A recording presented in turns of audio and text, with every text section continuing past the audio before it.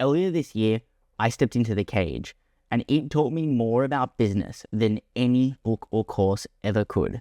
Let me tell you why. Imagine it, right?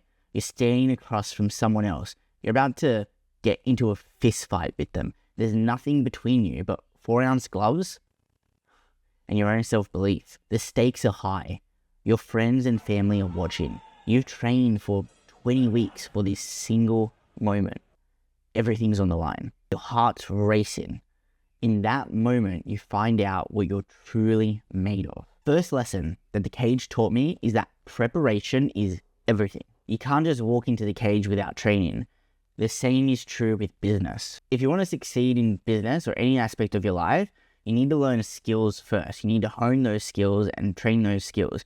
You need to do research. You need to understand the market. You need to train yourself mentally. You can't go in unprepared. When I prepared for that fight, I spent months working on my endurance, working on my technique. It was hard. Definitely wasn't easy. And showing up consistently was probably the hardest part. But what it taught me is that you have to do the same thing in business. It's all about consistency. When you look at business, this translates to learning about your customers, refining your skills, and building resilience for the challenges ahead. Then the next question you might be asking is like, where do I go to do this? There's a blog on my website which goes over the 14 top marketing courses online, which ones I would recommend and like the differences between each one. It's linked in the description. Pick one of them and start learning. Lesson number 2 from the cage. So stepping into the cage was terrifying. Just like stepping into a new business venture. I doubted myself in the days towards the fight, the day of the fight. I mean, the night before at the weigh-ins, my opponent came up and shook my hand after the weigh-ins and said, "Good luck, brother." So I was like, he's confident, you know? So I was shitting myself a little bit. And I doubted myself. And who wouldn't in that situation, right? I'm sure my opponent went through the same thing. But I learned that fear doesn't mean you're unprepared. It means you're about to do something worthwhile.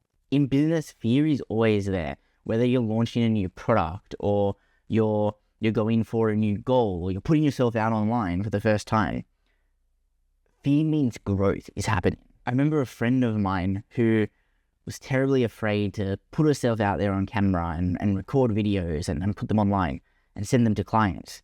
And when she finally pushed through and did that despite the fear, the results were amazing. Her clients loved it. The responses she got from her clients were just amazing. Now, I'm not saying you should go and necessarily record videos or anything like that. I'm just saying that what the cage taught me was that you need to lean into your fear. So when you lean into your fear, that real growth happens. So ask yourself, what are you afraid of? Whatever that is, you should probably be doing that. Lesson number 3 from the cage. The moment you get hit, all of your plans go out the window. In the cage, I had to adapt. If something wasn't working, I had to change my approach on the fly. So I remember right at the start of the fight, my plan was to go in there, do a little bit of light striking, and then go for a takedown, like straight away, and fight on the ground, because I'm a wrestler. That's what I wanted to do, right? When he came in and we started fighting, the leg kick he threw was so much harder than I thought. So like the way I had to fight changed, and I ended up expending a lot more energy at the start of the fight, which turned out to be a good thing for me in the end, which is why I won. But I had to adapt.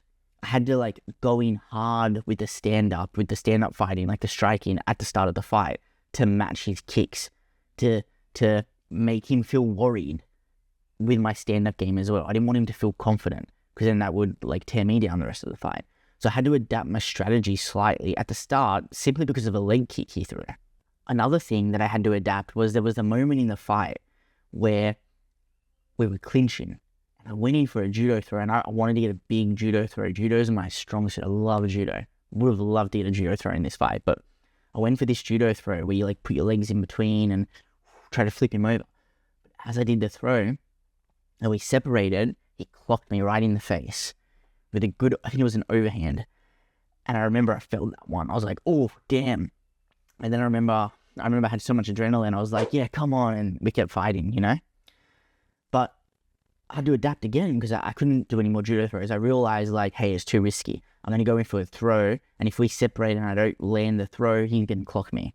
So I'm going to have to stick to a double leg takedown. So I shifted my approach, and at the end of the first round, rather than going for a throw, which is what I planned to do, I went for a double leg takedown, which turned out to work, and I ended up winning the fight because he broke his arm. Business is exactly the same. You're going to face setbacks. Like, a campaign might not be working. You might lose all your clients if you're running an agency, for example.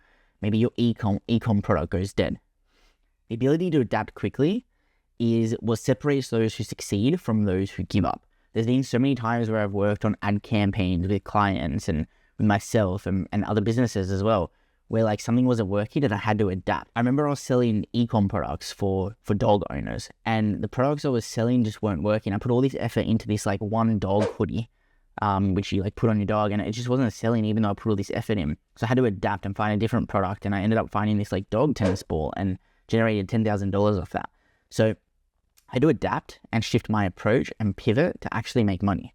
And what I find, and I find this for myself too, sometimes people get too attached to their plans.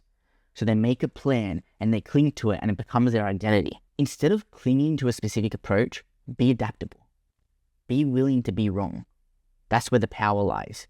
In that space where you're willing to change, to adapt, to shift, to be wrong. That's the space where you're going to find wins in. So lean into that. Lesson number 4 from The Cage. One of the biggest things I learned is that if you don't believe in yourself, no one else will. In The Cage, you're all alone. It doesn't matter how many friends and family you have there. It doesn't matter how many friends and family the opponent has. I mean, my opponent had so many more people come there to support him. Like, he had a whole crowd. It was weird. The cheers were louder, and I noticed that.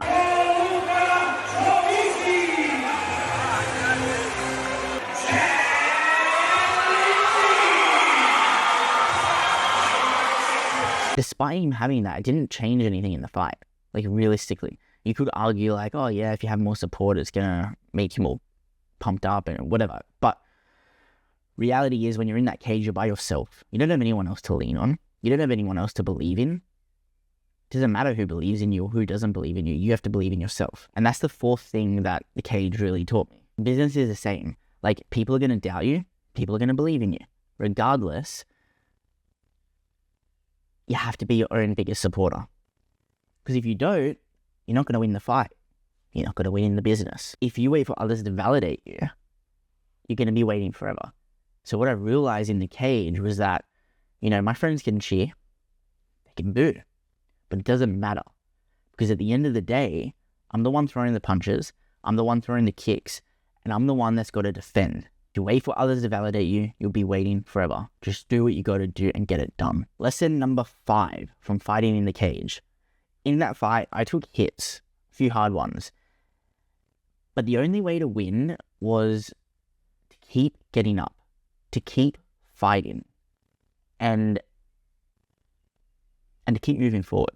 Business requires the same exact resilience. Sure, it's not a fist fight, but you're going to need the same resilience to move through setbacks. People are going to criticize you. There's going to be days where you question everything. Things aren't always going to work in your favor.